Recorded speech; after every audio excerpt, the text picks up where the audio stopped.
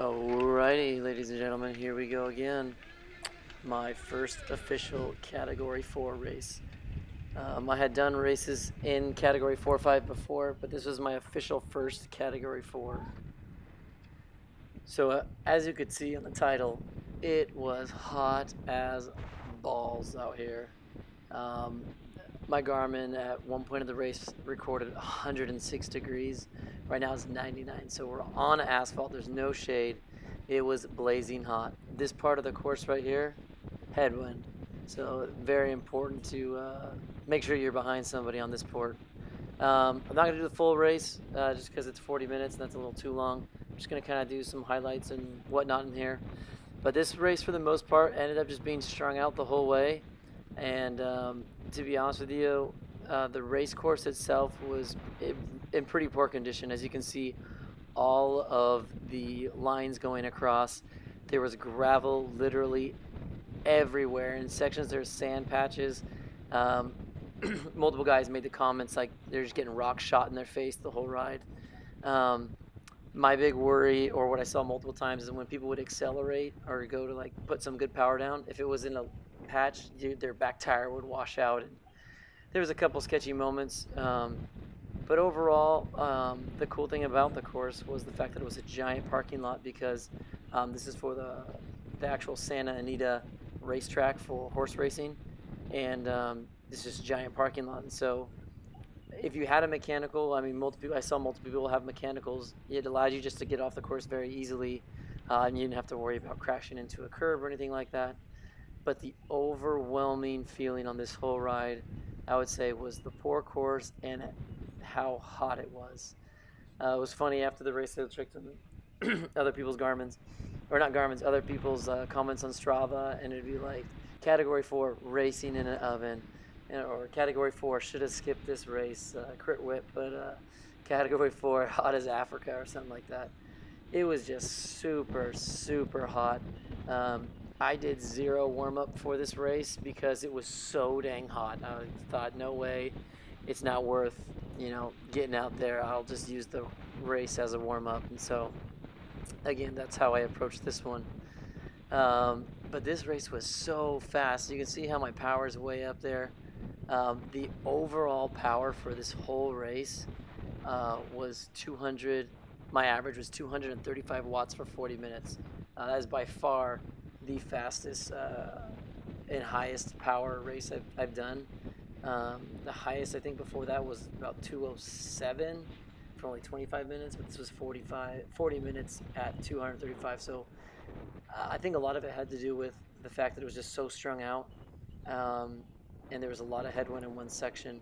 So that little part we just went through actually went up and down, so now we're going downhill a little bit. But again, all these little white circle things, those were posts before that had been grinded down and filled with cement. So anytime you hit those little like circles, it was just like bump, bump, bump, bump, bump. So again, my overwhelming feeling for this race was like, I thought the course was in very poor condition. And that was kind of what concerned me more than anything, was because the corners, this is a pretty fast course. The overall speed for our race was 24 miles an hour. But when you come into these corners, it's super hot and there's gravel everywhere. So we didn't have many crashes, but I thought for sure we might have some.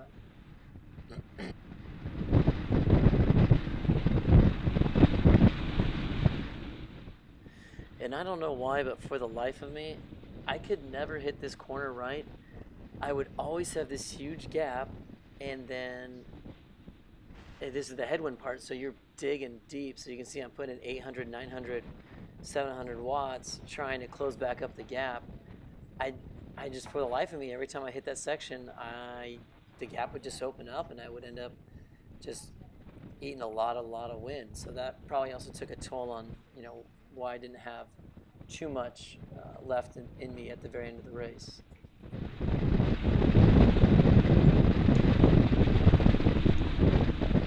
So here I am trying to move a little bit up front after doing a little bit of a couple laps around towards the back.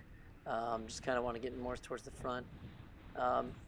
There was several attacks of people trying to go on a breakaway, and I thought to myself, there's no flipping way any of these are going to stick, because it was too hot. It was just too hot. to go off the front and put down an insane amount of power in this kind of weather. I just thought there's no way two people are going to be able to outdo, you know, 30 or 35. It's just way too hot. But several people attempted it, and every time they did it, I was just like, no way, man, I'm not going with any of those. But what could have happened, what didn't happen, was if there was a break in the field, that stuff could stick. But the breakaways going off the front, those weren't gonna stick. Again, it was too hot. I can't stress that enough of how hot it was. So right here you see kind of, now I'm here a little towards the front. There's a guy ahead of me and there's two guys up the road. And this is kind of what I was just going over. Like, this is what we saw multiple attempts of people trying to go up the road and, you know, make some stick. And it was, like I said, it was just too hot. I'm not putting in that much of an effort, but, you know, there's this little climb right here. I'm going to get close into these guys.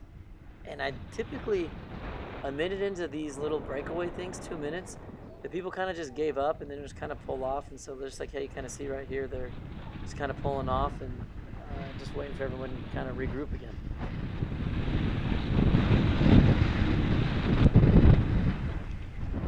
So here I am at the front, not looking to do anything. At this point, I'm kind of just checking on the overall time of the race. That's the only thing I monitor, because these are all timed races. I just kind of want to know where we're at.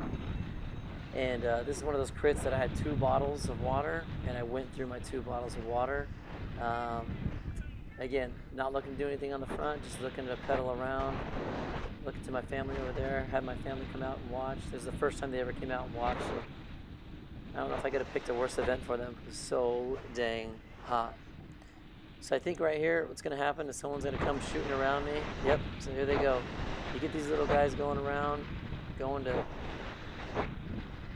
break off the front, and I'm just kind of looking to get back in.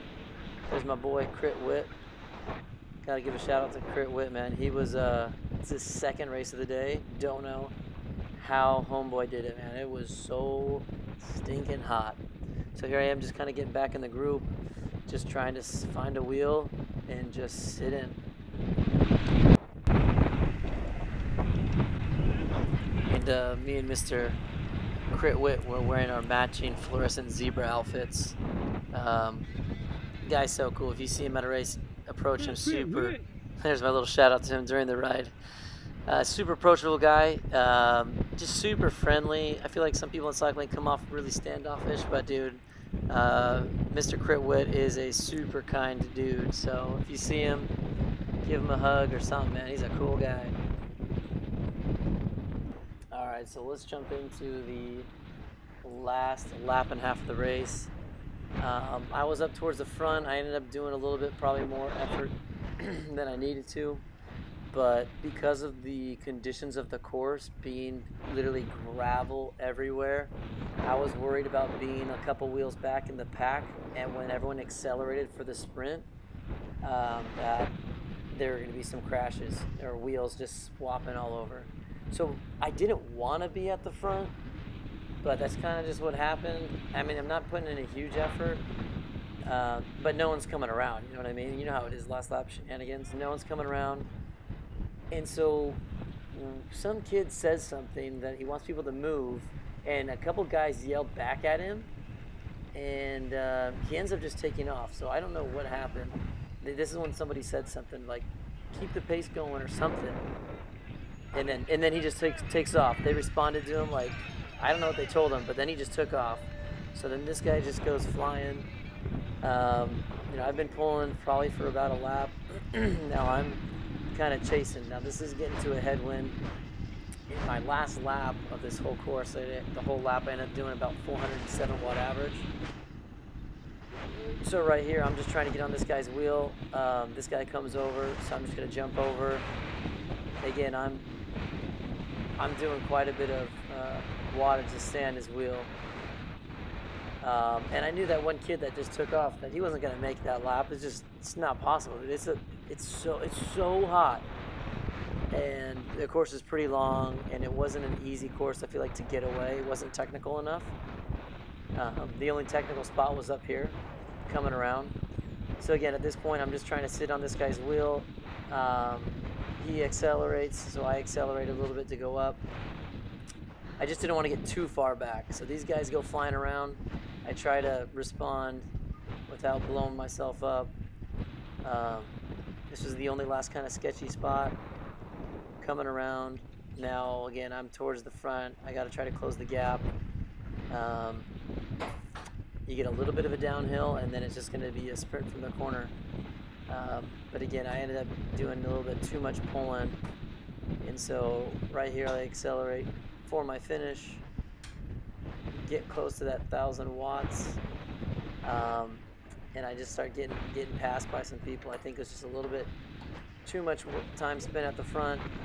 I ended up getting 9th place, but I was just happy to kind of come out of that thing alive. It was, like I said, a little hotter than I'd like.